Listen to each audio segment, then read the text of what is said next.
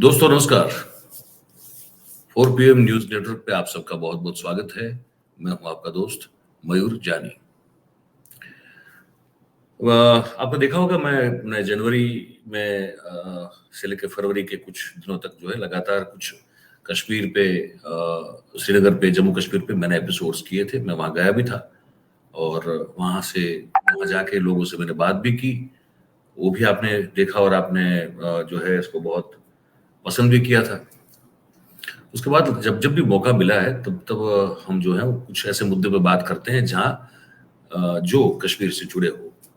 और इंसिडेंटली उसमें किरण पटेल जो है वो पहुंच गए वहां पे, और वहां जाके फिर जो उन्होंने एक मजाक उड़ा दिया हम हमारी इंटेलिजेंस एजेंसी का और सबका, और एक तरह से हमारी ही सिस्टम में रहे करप्शन का, तो उसको लेकर भी हमको जब बात करते हैं तो उसमें कश्मीर का जिक्र होता है। आज एक और खबर आपको बताने जा रहे हैं जिसपे कश्मीर का जिक्र है, इसलिए है जम्मू कश्मीर का क्योंकि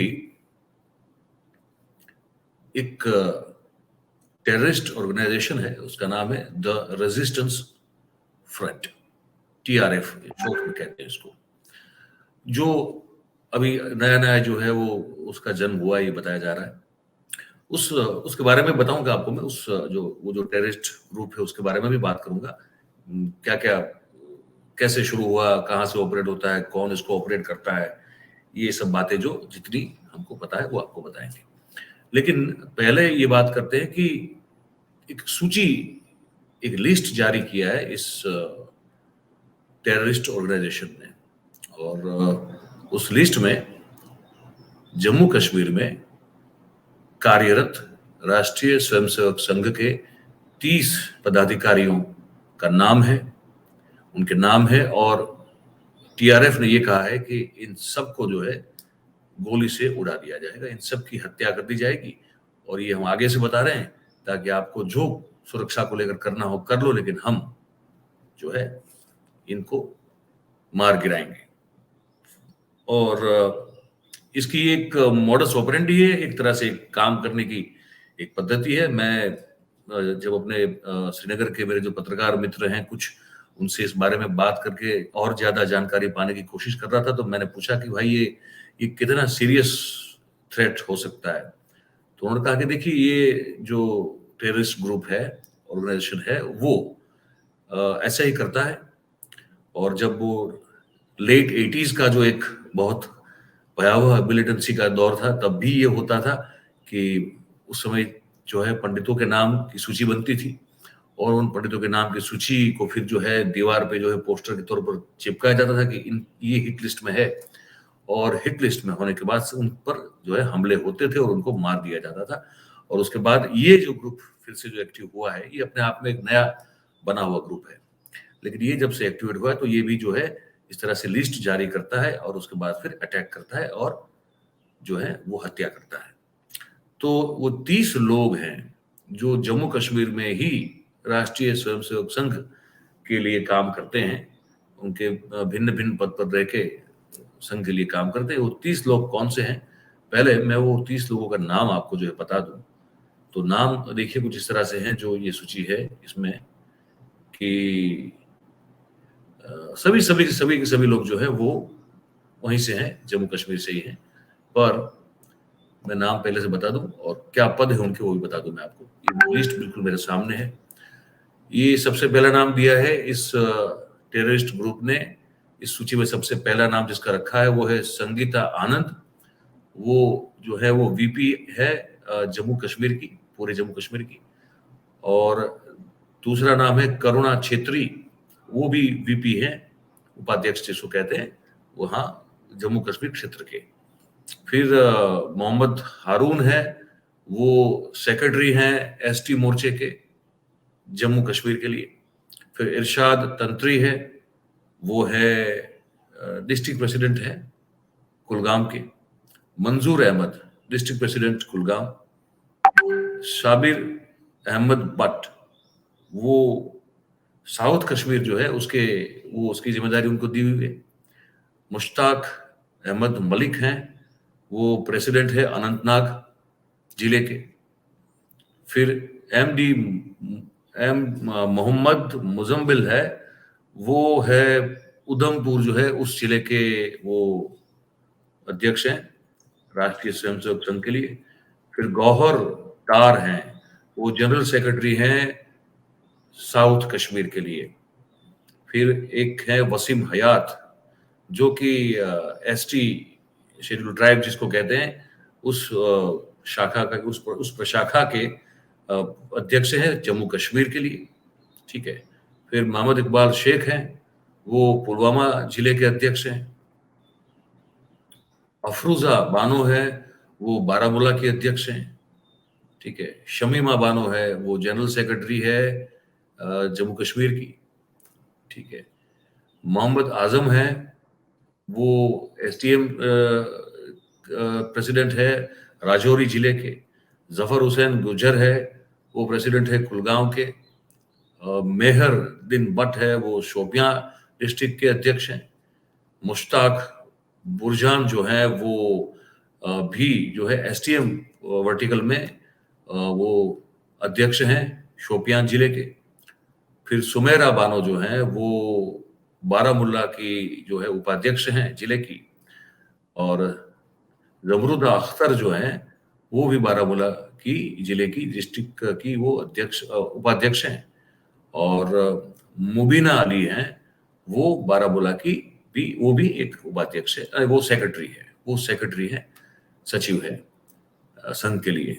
रुबीना बेगम जो है वो डिस्ट्रिक्ट एग्जीक्यूटिव मेंबर है बारामुल्ला जिले की। सकीना बेगम जो है वो डिस्ट्रिक्ट एग्जीक्यूटिव मेंबर है बारामुल्ला जिले की। अख्तर जेरा जो है वो अंडर सेक्रेटरी है जिले की, बारामुल्ला जिला जो उसकी। और स्नोबार निसार वो स्टेट स्पोक्स पर्सन है जम्मू कश्मीर के लिए। फिर शबनम अख्तर जो है वो स्टेट सेक्रेटरी है कश्मीर की। फिर उल्फत जो है वो है स्टेट ऑफिसर सेक्रेटरी है जम्मू कश्मीर के लिए। फिर वहीदा जी हैं, वो है डिस्ट्रिक्ट जनरल सेक्रेटरी बारामुल्ला। फिर सुनीता वजीर है, वो स्टेट सेक्रेटरी जम्मू की है। और एक है जरिया अख्तर, वो स्टेट अंडर सेक्रेटरी है संघ के लिए। और एक है आफिदा, जो भी स्टेट सेक्रेटरी है कश्मीर के लिए। ये नाम जो है, ये 30 नाम है जो कि राष्ट्रीय स्वयंसेवक संघ के पदाधिकारी हैं जम्मू कश्मीर के लिए। उनमें से ज्यादातर जो हैं वो महिलाएं हैं। और कहा जा रहा है ये जो द रेजिस्टेंस फ्रंट है उसकी ओर से ये कहा जा रहा है कि भाई हम इन सबको जो है गोली मारेंगे, क्योंकि उन्होंने कहा कि खून की नदियां बहाएंगे। मोहन भागवत साहब का कुछ दिनों पहले एक पार्टीशन को लेकर एक, आपको याद होगा कि एक निवेदन आया था, है ना। और वो निवेदन था, उसमें ये कहा था कि भाई पार्टीशन को लेकर जो है सबसे ज्यादा दुख तो अब, अफसोस तो अब जो है सीमा के उस पार वालों को हो रहा है, क्योंकि ये सबसे बड़ा एक गलत कदम था, ऐसा उन लोगों को लगता है। और उसके अलावा भी कुछ उनके स्टेटमेंट आए हैं। और उसके बाद जो है ये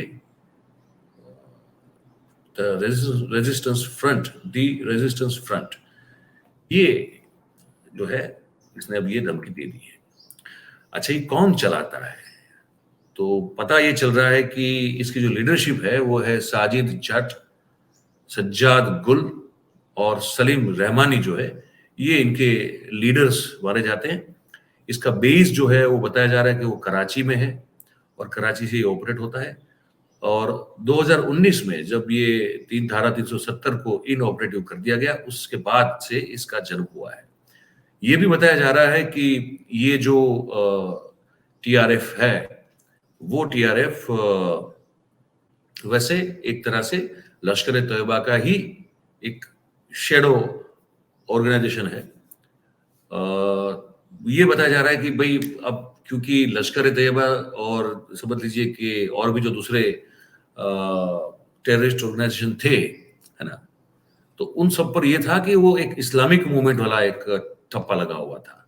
बताया जा रहा है कि ये जो रेजिस्टेंस जो है, इसका जो नाम रखा गया दी रेजिस्टेंस फ्रंट, वो इसलिए है क्या कि ये लगे कि ये कश्मीरियों की लड़ाई है अपनी जमीन या अपने प्रदेश के लिए।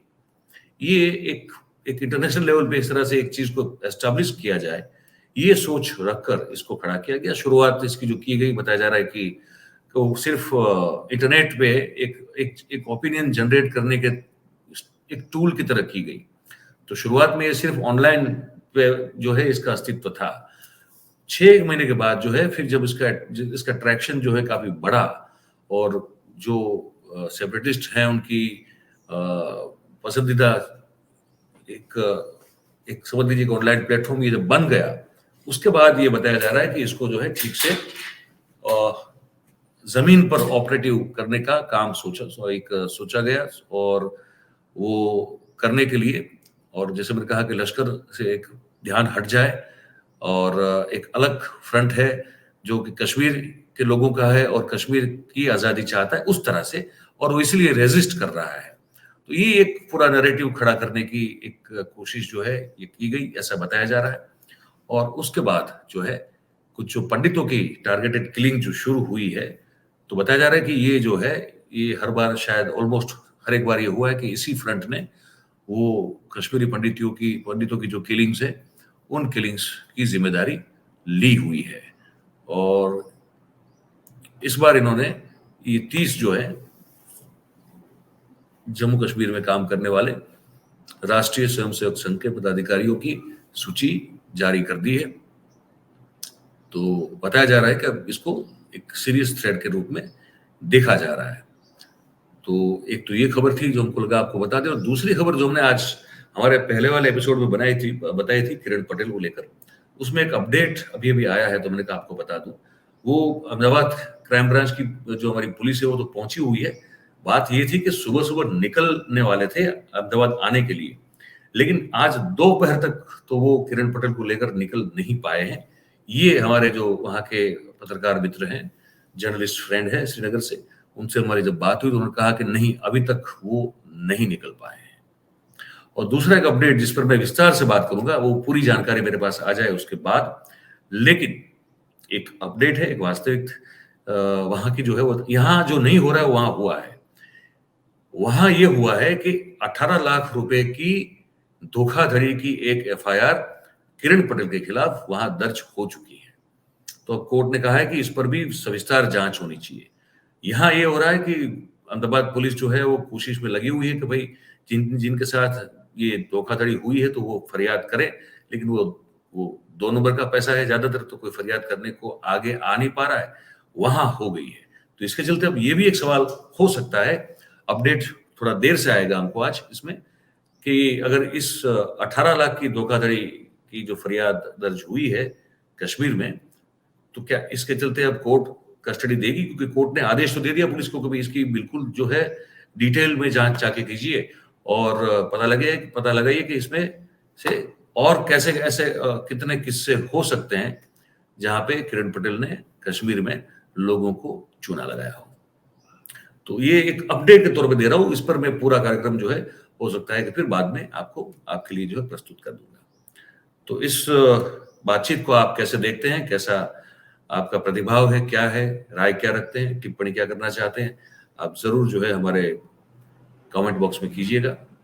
और फिर जैसे हम कहते हैं, अच्छा लगे तो लाइक, शेयर, सब्सक्राइब ये जरूर करें, ताकि हमारी बात जो है ज्यादा से ज्यादा लोगों तक हम पहुंचा पाए आपकी सहायता से। और बस इस कार्यक्रम में तो इतना ही है, फिर मिलते हैं। आप सबका बहुत बहुत धन्यवाद। Thank you very much. नमस्कार।